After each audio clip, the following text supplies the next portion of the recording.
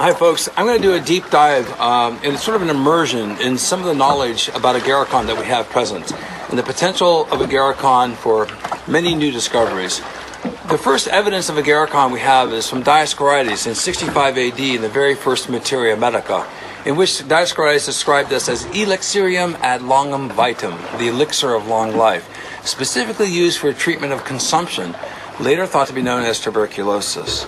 Well, indigenous peoples also revered this mushroom and would carve this mushroom into grave guardians to help shamans go into the afterlife.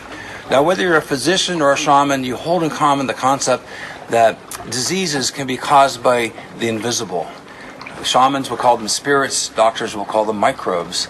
And in this case, we know this mushroom has very, very potent antibacterial, antiviral properties. We're with Dr. Scott Franzblau at the University of Illinois Chicago Tuberculosis Research Center.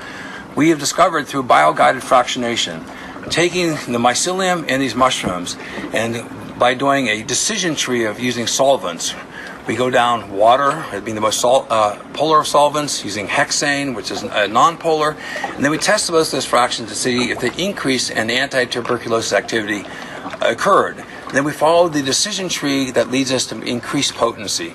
They did this over several years, and then we finally found a group of chlorinated coumarins that are published in the Journal of Natural Products. These chlorinated coumarins are highly active against XDR, multi-drug resistant strains of tuberculosis. Moreover, working with the BioShield program, the U.S. Defense Department, we discovered that the mycelial extracts, just simple mycelium put into water and ethanol, we took the supernatant, after the polysaccharides are precipitated, the supernatant, the clear fluid at the top of these vessels, had within them extremely potent properties against pox viruses, herpes, as well as flu viruses. Working with the University of Mississippi School of Pharmacy with Dr. Samir Ross and his team, they did bio-guided fractionation, and lo and behold, we found two novel anti-smallpox molecules. And these molecules are more potent than cidofovir. And these molecules are open sourced because hopefully we'll never have a smallpox pandemic. The anti-flu molecules have not been discerned, nor the anti-herpes molecules. But the point is, this mushroom is a deep reservoir of pharmacologically active agents, dually active against flu viruses and pox virus and herpes viruses, as well as against tuberculosis bacteria, staph bacteria, and E. coli. And I think this mushroom presents a fantastic bioshield of defense. Ancient peoples knew this empirically through thousands of years of experimentation, and now modern science is understanding this better. This is the form, that's the brown form, and it goes into the quinine form, the white form. And behind me was a white form of Agarikon known as the ghost form. Now the quinine form is reported throughout the literature, being used in tinctures, etc. We do have one anecdotal report from a First Nations shaman who ingested the white form in large quantities and reported temporary blindness. So I caution people not to make extracts out of the fruit bodies. The mycelium is a whole other matter, and this mushroom is considered to be endangered in some ecosystems because it's only associated with old growth forests of the Pacific Northwest, Northern California, Oregon, Washington, and British Columbia, and a few sky islands in Austria and Slovenia in the Alps. So another example that the biodiversity of our ecosystems have within them a wealth of potential solutions to the diseases that afflict us today and the diseases that afflict us in the past. So I think this mushroom has enormous potential for further research. We're dedicated to exploring it more, and the latitude, the elasticity of applications of this mushroom, I really speak to its intrinsic value. That's it. Thank you very much. Hey YouTubers, Puzzleman Frank here, where we try to figure things out, and usually do. I'm not a doctor, so don't take this for curing or healing anything. It's just my own speculation as to this mushroom, but there is a lot of scientific fact for the things that I say. Anyway, so the mushroom, Agarikon, grows on the Pacific coast from Northern California up, grows in Doug fir trees near the coast, and it grows way up high in the forest trees. So anyway, there's a company called Host Defense up in Washington who several years ago sold millions of dollars worth of this mushroom to the federal government. When I heard about that, I started doing some research into it, and I found a bunch of things. And so I started taking it about 4 years ago.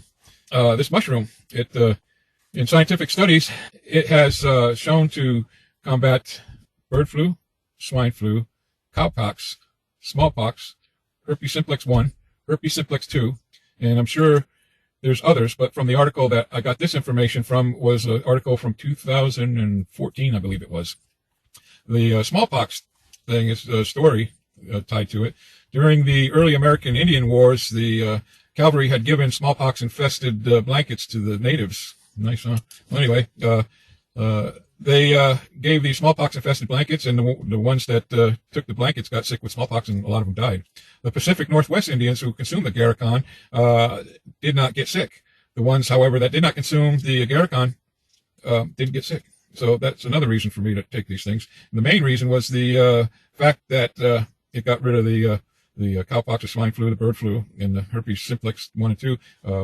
Although I don't have herpes, but I have shingles, which is a herpes-type virus.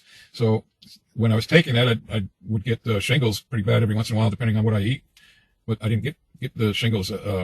Usually, if I eat peanut butter, I break out within 2 days with a shingles episode. Well, now that I take the Agarikon, I don't break out like that anymore, which is a way big plus, because shingles are nasty. They itch, they sting, and they burn.